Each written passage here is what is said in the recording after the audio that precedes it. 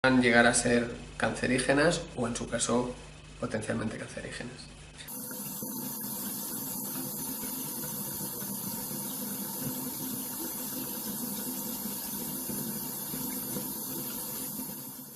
Hola, buenas y bienvenidos a este video programa, donde contamos hoy con la presencia de Ginés J. Vera. Hola, Ginés. Buenos días, Iván.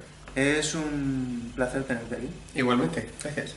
Y bueno, Ginés J. Vera es licenciado en Farmacología Industrial, máster en Business y también poseedor de una gran cantidad de másters en Sanidad y Medio Ambiente. Es una autoridad en diferentes materias. Es escritor también, articulista, entrevistador. Es un hombre muy polifacético, literalmente. Y bueno, ¿quieres añadir algo a la presentación? No, creo que así está bien. Gracias, Iván. Y vamos a hablar de una cosa que todos tocamos, o deberíamos tocar, que es el agua del grifo. Sí, el agua del grifo, bueno, yo la bebo en casa y supongo que muchas de las personas que nos están viendo en estos momentos también beberán agua del grifo. Pero tú has leído, bueno, eres consciente de que los valores actuales del agua del grifo ya directamente son cancerígenos. Bueno, pues la verdad es que, si te soy absolutamente sincero, Iván, el agua del grifo, más allá de beberla, tampoco tengo mucha curiosidad a la hora de ver su composición. Sí que es cierto que cuando tuve la oportunidad de estudiarla o de que me informaran sobre el agua en diversos cursos y en la universidad, pues sí que vimos las distintas propiedades que tiene el agua. No escondo que tal vez agua del grifo, por ser un agua que tiene que tener un tratamiento especial a la hora del consumo humano, desde que las autoridades sanitarias tienen que velar por la salud y la integridad de ese líquido elemento, pues tal vez se preste a que, bueno, pues entre su composición, vamos a decir normal, pues también haya una serie de sustancias que pueden ser hasta cierto punto perjudiciales para la salud de aquellas personas que la toman. Lógicamente, ahí están los estudios científicos que supongo que periódicamente se hagan del agua en general y de los distintos abastecimientos de agua potable para la población, para que indiquen si realmente esas sustancias pueden llegar a ser nocivas y en qué grado pueden llegar a ser nocivas. En este caso, como dices, Iván, pues tal vez algunas sustancias que de forma natural o no natural, es decir, de forma artificial o por la propia manipulación del ser humano en su tratamiento para el consumo, pues puedan llegar a ser cancerígenas o, en su caso, potencialmente cancerígenas. Porque vamos a ver, ¿tú consideras sano beber agua que tiene cal y flúor y otras sustancias que no sabemos cuáles son? Porque es como el tabaco, que supuestamente tiene una serie de sustancias, pero cuando un laboratorio competente y con medios analiza lo que contiene un cigarrillo, pues contiene más de lo que dice la cajetilla. Pues en el caso del agua nos pasa lo mismo. Nos dicen que tiene una serie de cosas y las tiene, pero es que tienen otra serie de cosas que no nos dicen que tienen. Entonces, claro, centrándonos en lo que sí sabemos que tiene, tanto tomar flúor como tomar cal para nuestros riñones no puede ser bueno. Ejemplo, la lavadora. Cuando quitamos la pieza de la lavadora y vemos que tiene no 5 capas de cal, sino más, imaginaos nuestros riñones, cómo tienen que estar, y nuestra biología. ¿Cómo reacciona la cal en nuestro cuerpo? Bueno, lógicamente el tema de los iones de la cal que está presente en el agua, sí que es cierto que, bueno, el ejemplo que has puesto de la lavadora puede ser bastante pedagógico, en el sentido de que es un elemento que, en efecto, en la cal no, en las lavadoras, pues produce eso que, como tú muy bien has dicho, estropea la lavadora. De ahí que en los procesos de lavado, pues se aconseje echar una serie de productos químicos para evitar ese destrozo en las lavadoras. El tema de la cal, como supongo que mucha gente sabrá que nos está viendo, también va a depender del propio agua y de dónde se tome ese agua, dado que es un elemento, el calcio, que va a estar presente en el agua en función del lugar, como he dicho antes, del cual se extraiga el agua. No es un elemento químico que de por sí se añada desde el punto de vista de la sanidad y del consumo, sino que es un elemento, el calcio, que está presente en el agua cuando se extrae, en este caso de pozos o embalses y otras fuentes de donde se extrae. Así seguramente conocerán las personas que nos están viendo que se pueden clasificar las aguas en aguas blandas, en aguas duras, en aguas muy duras. Hay una gradación en función de la cantidad de calcio que tenga por volumen de agua. Concretamente, por ejemplo, aquí donde nos encontramos nosotros, que es la zona mediterránea, sí que es cierto que por la naturaleza del suelo, de unos suelos muy calizos, la composición del agua a través de hecho antes de los acuíferos o de los embalses, es un agua que tiene una alta presencia en calcio, es decir, es un agua dura, lo cual no solamente es para las lavadoras, como decías, sino que evidentemente para el consumo también va a influir. Y lógicamente a la hora de beber agua, el órgano más o menos fundamental donde va a incidir va a ser en los riñones, lógicamente con una serie de depósitos de calcio. Y bueno, hay que tenerlo en cuenta no solamente en personas, vamos a decir, normales, con una salud, llamémosla normal, sino sobre todo, por ejemplo, en el tema de los recién nacidos, motivo por el cual se aconseja que en aquellos preparados que se den a los recién nacidos, pues que sea un agua mineral o de mineralización débil. O incluso en personas mayores o personas que tengan algún tipo de insuficiencia renal, también es interesante que en lugar del agua del grifo, pues sea un agua mineral, es decir, que no sea aguas duras. En ese sentido sí te tengo que dar la razón de que tenemos que ser cuidadosos con el agua, si no ya en un estado, digamos, de salud, que también pues en aquellos estados en los cuales pues consideremos que podemos tener algún tipo de patología, o como he dicho antes, pues para personas, para bebés o personas pues eso que por su fisiología pues el riñón no les pueda afectar los altos niveles de calcio. Vale. ¿Y el tema del flúor en el agua? ¿Cómo nos afecta?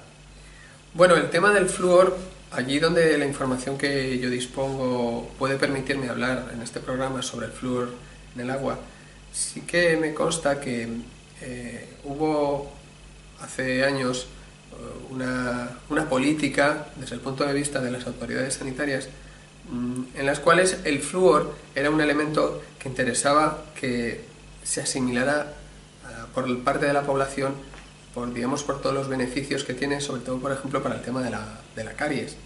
Entonces, la composición del diente, que entre ellas está el flúor, pues hace que si se va perdiendo flúor, lógicamente se dé una serie de manifestaciones como pueden ser el tema de la caries.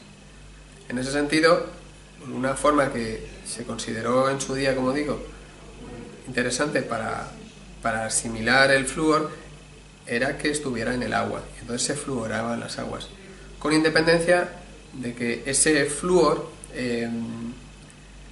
pudiera servir además, por su electronegatividad, para eliminar una serie de microorganismos, como seguramente la gente sí que conocerá, que se hace actualmente con el cloro. Entonces se habla de la cloración de las aguas, porque ese elemento, el cloro, en esas condiciones o en esas proporciones en las cuales en las plantas potabilizadoras de agua se añade, consigue un nivel de desinfección, por llamarlo de alguna forma didáctica para quienes nos están viendo, para eliminar aquellos agentes bacterianos que puedan tener el agua. De hecho, bueno, está el caso de si en un momento determinado pues uno va a una excursión o hay la necesidad de ver agua estancada, pues evidentemente clorando ese agua bien con pastillas de cloro o bien con ese consejo que a veces nos dan de esas gotitas de lejía, ¿no?, por el hipoclorito que tiene la lejía, nos permite beber ese agua en unas condiciones más o menos saludables. Si en lugar de cloro pues estamos hablando de la fluoración, pues claro, hay que tener en cuenta ese elemento. Se supone, y como personas corrientes, como ciudadanos corrientes, que tampoco nos interesamos mucho en estos temas, que desde las autoridades sanitarias ya controlan ese nivel de flúor o ese nivel de cloro en su caso. Como comentas que es el tema del flúor, si las autoridades sanitarias introducen el flúor en el agua y lo introducen en concentraciones adecuadas, en principio no tendríamos por qué preocuparnos. De ahí el que se hagan análisis diarios y periódicos para ver esos niveles. Pero ¿qué pasa si por cualquier circunstancia esos niveles se ven alterados? Sobre todo si se vieran alterados a la baja, pues lo que podría pasar es que ese agua, al no tener ese elemento, a lo mejor puede contener una serie de bacterias y posibles infecciones. Pero ¿qué pasa si esas concentraciones están por encima de, digamos, de lo tolerable, ¿no? De lo que ya se ha visto que es interesante? Pues puede ser que ese sobrenivel de flúor no se afecte a las personas, lo cual eso evidentemente tendría unas consecuencias perjudiciales, patologías, una serie de patologías que sí que se podrían derivar de esas concentraciones altas de los iones flúor. Hombre, te has adelantado un poco porque yo te iba a preguntar, ya que hay varios autores que dicen que nos intoxican con flúor para dejarnos tontos. Bueno, yo no he tenido la oportunidad de leer a esos autores, de leer esas afirmaciones que considero que son bastante atrevidas, pero supongo que si las han hecho y las han hecho públicas es porque considerarán que tienen elementos de juicio para poder hacerlas. Yo no sé si hay algún tipo de interés a nivel provincial, autonómico, regional, nacional o más allá de interferir en la capacidad de las personas, de su raciocinio, tal como lo has expresado, mediante el flúor. Pero si así fuera, pues considero que evidentemente es grave y que alguien tendría que poner algún tipo de traba o investigarlo en profundidad, porque evidentemente, tal como hemos arrancado en este programa, el agua es un elemento que está ahí, que está presente en nuestras vidas. El agua del grifo es casi un bien común, y con independencia de que la gente beba de forma más o menos regular agua embotellada, es que está ahí, es que aunque no la beba, pues está a la hora de cocinar, perdón, a la hora de la ropa, a la hora de ducharnos, a la hora del aseo, y realmente es que está ahí presente. Es casi como el aire que respiramos o la luz que nos entra cada día en nuestras vidas, con lo cual esa afirmación de esas personas tiene que ser tenida en cuenta para realmente detectar si realmente nos están manipulando de alguna forma, por así decirlo. Vale, para acabar, yo supongo que tú recomendarás no beber agua del grifo. Bueno, yo recomiendo siempre, ante cualquier producto, sustancia que evidentemente esté en nuestro consumo habitual, que las personas que vayan a consumirlo sean conscientes de qué es lo que hacen y por qué lo hacen. En este caso, de si quieren beber agua del grifo, bueno, pues que se informen sobre ese agua del grifo. ¿Es hasta cierto punto mejor beber agua mineral que beber agua del grifo? Bueno, pues supongo que las circunstancias así lo dictaminarán, porque si, como decía antes, uno está en una zona, vive en una zona donde el agua de abastecimiento público es un agua muy dura, es un agua que incluso al paladar, al beberla, uno nota pues que está excesivamente clorada, pues a lo mejor no es interesante, o tiene algún tipo de patología, no es interesante. A lo mejor es interesante el agua mineral, pero como en todo tiene uno que ver los pros y los contras. Entonces no voy a ser yo el artífice de promocionar aún una campaña de descrédito del agua potable en pro de aquellas empresas privadas que sí que embotellan agua y sacan su beneficio económico, pero en cualquier caso mi consejo es que se beba agua del grifo o se beba agua mineral, que uno sea consciente de que lo está bebiendo, lo está integrando en su organismo, y que realmente tanto la una como la otra, uno que lea, que se informe, y que cuando tenga las bases y sea consciente de qué es lo que está haciendo, tome la decisión correcta.